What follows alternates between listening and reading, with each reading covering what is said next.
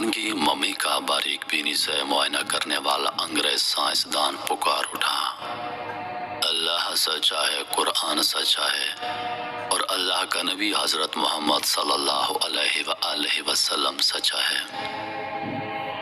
1891 سے پہلے دنیا کا کوئی انسان نہیں جانتا تھا کہ خدائی کا دعویٰ کرنے والے فرعونوں کی لاشوں کا کیا ہوا تھا، یا ان کی باقیات کہاں ہیں، یا کہیں ہیں بھی یا نہیں۔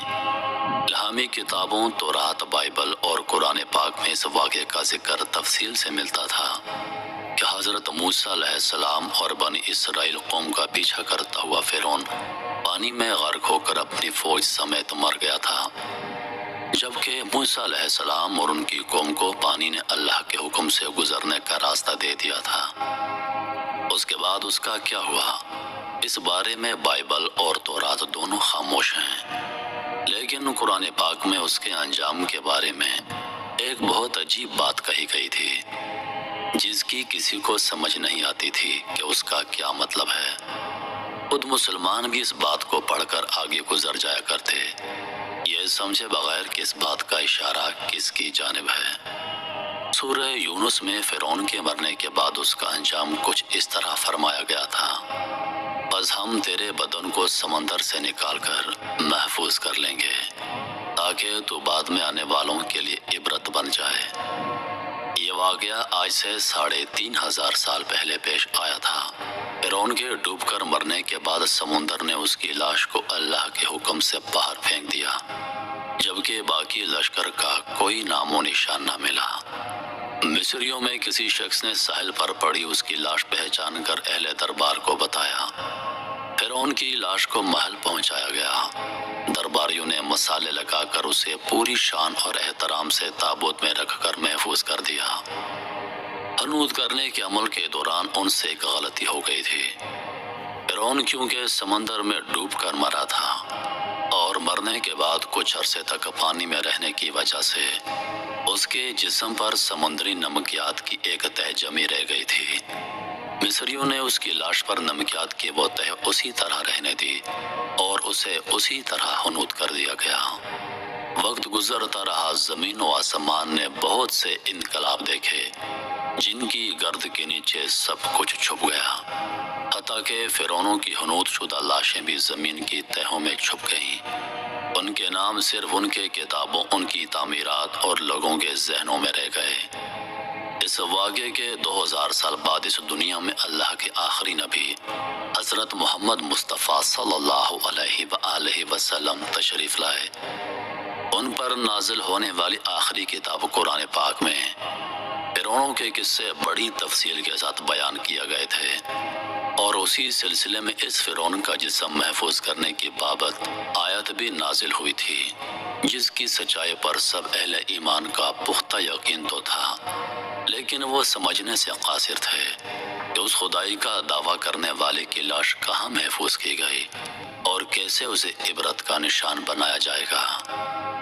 1871 میں مصر کے ایک شہر الغورنیہ سے تعلق رکھنے والے غریب اور معمولی چور احمد الرسول کو فرعونوں کی حنوط شدہ لاشوں کی طرف جانے والے خفیہ راستے تک رسائی مل گئی۔ احمد عبد الرسول نوادرات چوری کر کے بیچا کرتا تھا۔ ایک دن وہ دریائے نیل کے کنارے کے قریب تبیسا کے مقام پر اسی سلسلے میں پھر رہا تھا جب اسے ایک خفیہ راستے کا پتہ چلا۔ وہاں وہ نوادرات کی چوری کے لیے جگہ کھود رہا تھا کہ اسی دوران اسے کچھ لوگوں نے پکڑ لیا اور پولیس کے حوالے کر دیا۔ وہ جس جگہ کھدائی کر رہا تھا وہاں سے ملنے والے راستے کی جب مسلسل کھدائی کی گئی، 1891 کو دوسری مومیوں کے ساتھ اس غرق ہونے والے فرعون کی لاش بھی مل گئی۔ اس کے کفن پر سینے کے مقام پر اس کا نام لکھا تھا۔ ان مومیوں کو ماہرین قاہرہ لے گئے۔ جب ان مومیوں کا تفصیل سے جائزہ لیا گیا تو فرعون والی مومی پر جمی نمکیات کی تہ سے تصدیق ہو گئی، یہ وہی فرعون ہے جسے اللہ نے پانی میں غرق کر کے بدترین انجام سے ہمکنار کیا تھا۔ یہ بہت بڑا واقعہ تھا۔ اس کی تصدیق کے لیے دنیا بھر کے ماہرین آثار قدیمہ اور سائنسدان مصر کی طرف امٹ پڑے۔ مختلف سائنسی ٹیسٹ کرنے کے بعد دنیا بھر کے سائنسدانوں نے تصدیق کر دی کہ دوسری سب لاشوں کی نسبت صرف فرعون کی لاش پر ہی سمندری نمکیات کی تہہ جمی ہوئی تھی۔ اس تصدیق کے بعد اسے فرعون کی لاش قرار دے کر عجائب گھر میں محفوظ کر دیا گیا۔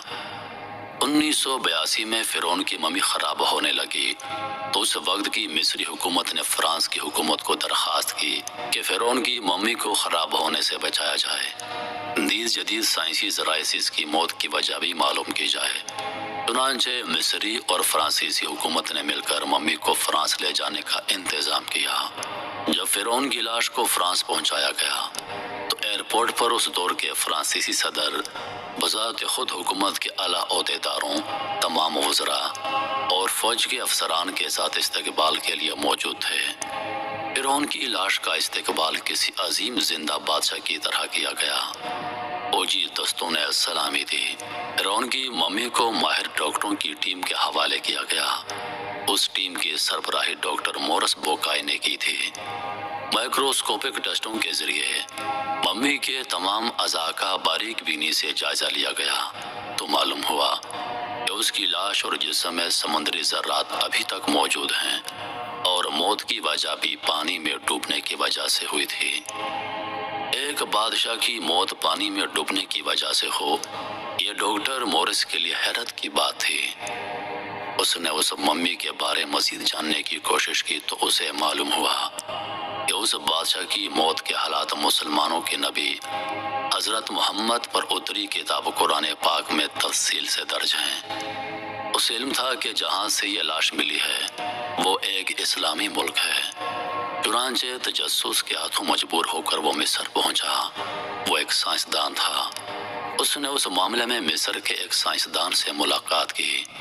اس سائنسدان نے قرآن پاک کھول کر اسے سورہ یونس کی آیت 90 سے 92 کا ترجمہ لفظ بلفظ سنایا۔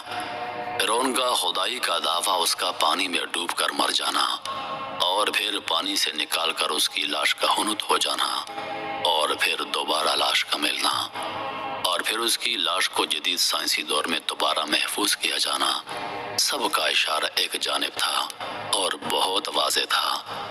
تجھے بعد میں آنے والوں کے لیے عبرت کا نشان بنا دوں گا۔ فرعون کی لاش ایسے محفوظ کر کے دنیا کے سامنے لا کر رکھ دی کہ انٹرنیٹ کی ایک کلک پر، رسائل و جرائد پر، ٹی وی چینلز پر اور عجائب گھر میں اربوں انسانوں کی آنکھوں کے سامنے ریحہ اور ہچکی قابل ترس حالت میں موجود ہے۔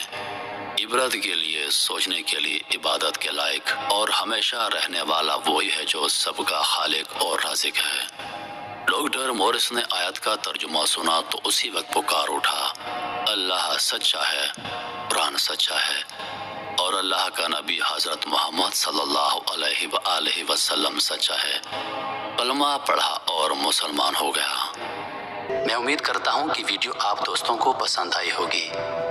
ویڈیو پسند آ جائے تو لائک اور شیئر ضرور کر دیجیے گا اور آنے والی ویڈیوز کے لیے ہمارے چینل کو سبسکرائب کر دیں اور ساتھ میں موجود بیل کے آئیکن کو دبا دیں تاکہ ہماری ہر نئی آنے والی ویڈیو سب سے پہلے آپ تک پہنچے۔ مجھے دیجیے اجازت، زندگی رہی تو اگلی بار ایک اور ویڈیو لے کر آپ کی خدمت میں حاضر ہوں گا۔ تب تک کے لیے خدا حافظ۔ اللہ پاک آپ سب کا حافظ و نگہبان۔ ہنستے رہیے اور ہمیشہ مسکراتے رہیے۔